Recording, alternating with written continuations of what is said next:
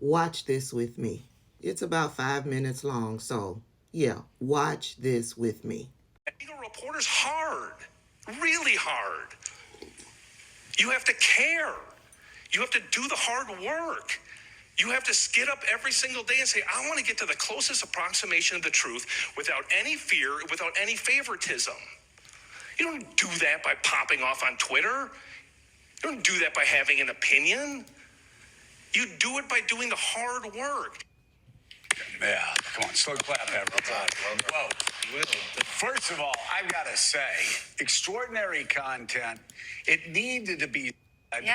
It continues to need to be said when all of the garbage is flying around on social media, lying about reporters, lying about the hard work they do, lying about the hard work editors do, lying about everything up and down about not only their alternative set of facts, but alternative set of facts about what people like you do. And I love how you connected reporters in Mississippi in the 1960s to reporters fighting for their life to get the story out in the Middle East today. Jim, it was very powerful. Really good. Very powerful. Even if even if we had to beep you more than we would if we ran Dave Chappelle concert. I It was liked still it, good. Jim's mild-mannered. He preached it, though. The cadence, I mean, I might get him ordained. Well, let me just say, why this is so important right now, more than ever, is because critics of the press are feeling more empowered than ever,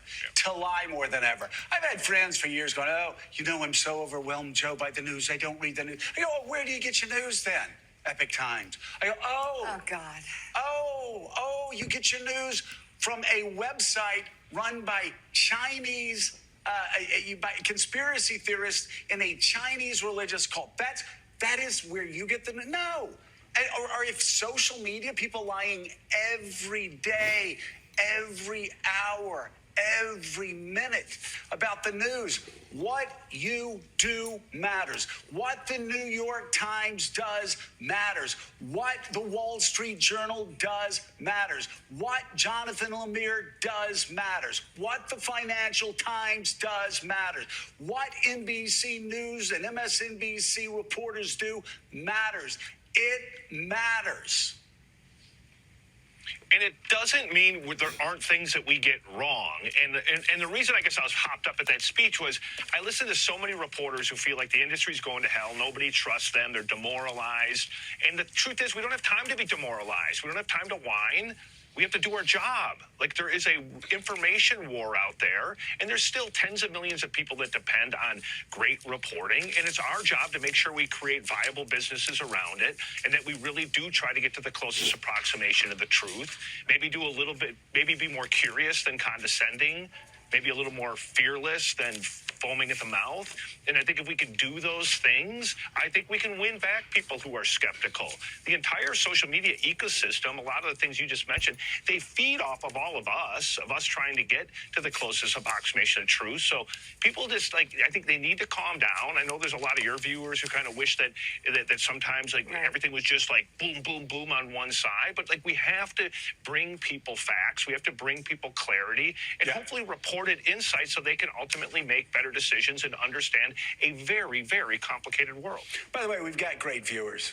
And you know what our viewers are? They're family. We got a family that understands around. You have a family that follows you that understands because you've been around. The New York Times has a family. Wall Street Journal. These places that have great reporters, right? They don't need to worry about what happens over the next 5 minutes or the next 5 weeks or the next 5 months because you print truth all the time. And like you said, this is what gets me, is somebody pops off on Twitter or some other social media and they lie.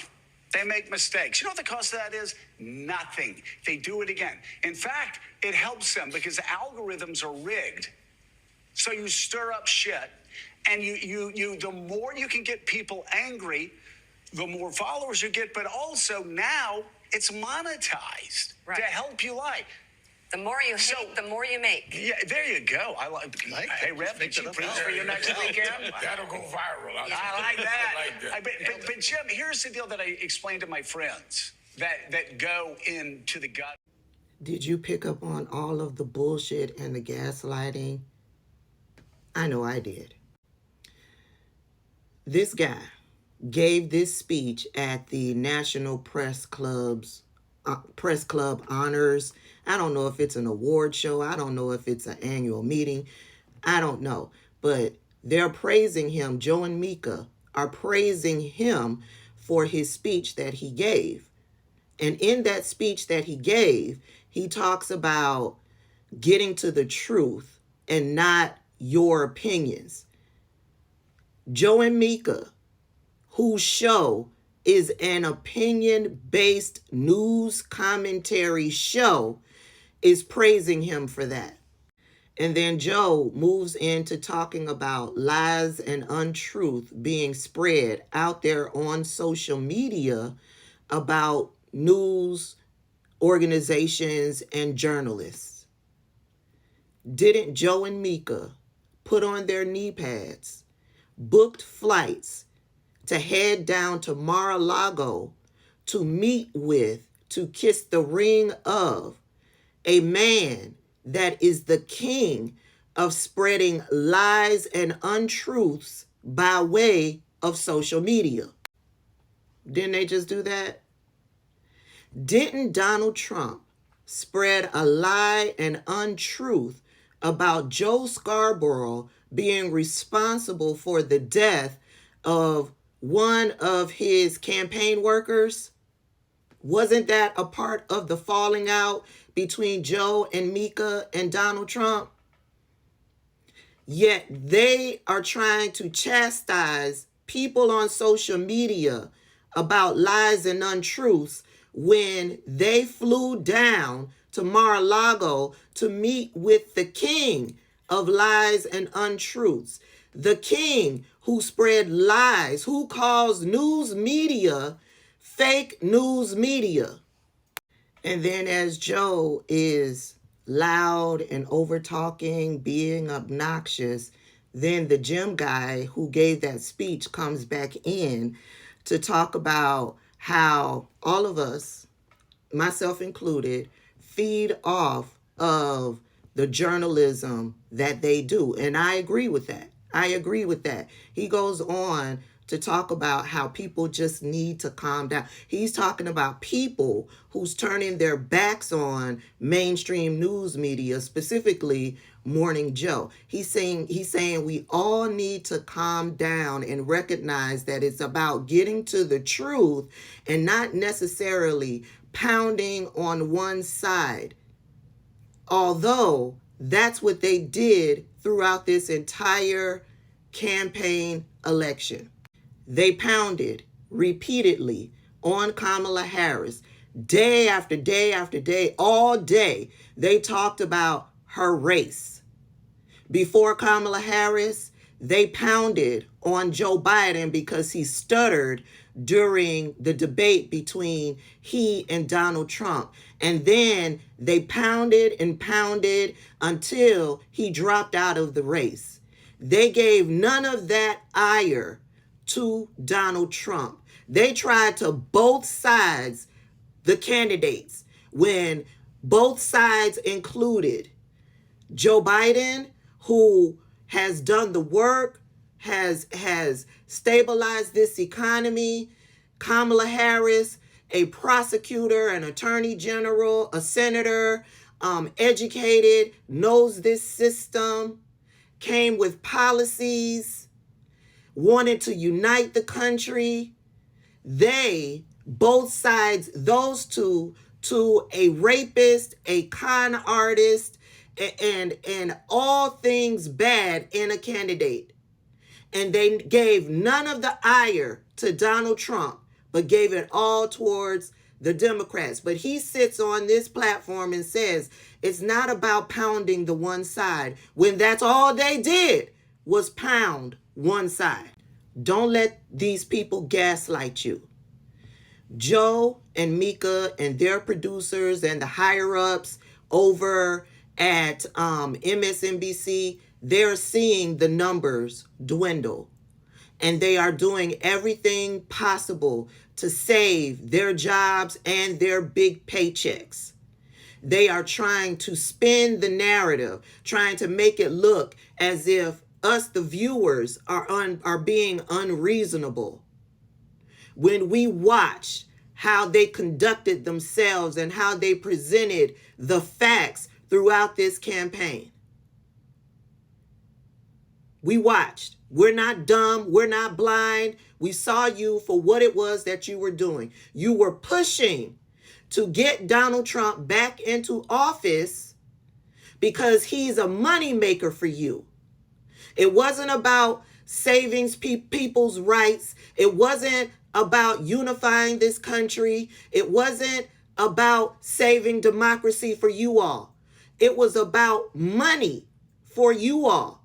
And now your biggest contributor, which is the viewer, for you to make money is turning their backs. Now you're scrambling and you're trying to come up with creative ways to try to hold on to the viewer. Listen, journalism matters.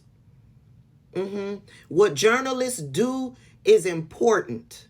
What the journalists do at the New York Times, at the Washington Post, the journalists out there in the street trying to get to the truth, that are on the lower totem pole at MSNBC, that aren't sitting in cushy offices on cushy sets delivering news, they matter. And yes, what I do feeds off of the truths and the facts that they report. But Joe and Mika, you don't matter. You don't matter. The journalists matter. Their investigative reporting matters. Joe and Mika and Morning Joe, you don't matter. I recognize the importance of journalism. It is why I follow the journalists. It is why I follow Joy Reid and Rachel Maddow and Lawrence O'Donnell, because I can trust that they are bringing facts. Now, I still ain't feeling Joy Reid because she contributed to the dog pile because of his so-called poor performance at the debate between him and Donald Trump. I still haven't watched Joy Ann Reid's show, but I follow her out on social media. I follow people like the Midas Touch because they work to get to the truth, to bring it to us. Joe and Mika, Morning Joe, I don't follow you. I don't follow MSNBC because I know what it is that you are about, and I don't give a shit what you try to present on your cushy set to the viewers that you have left. I saw what it is that you were doing, and you will not piss on my leg and try to tell me it's raining.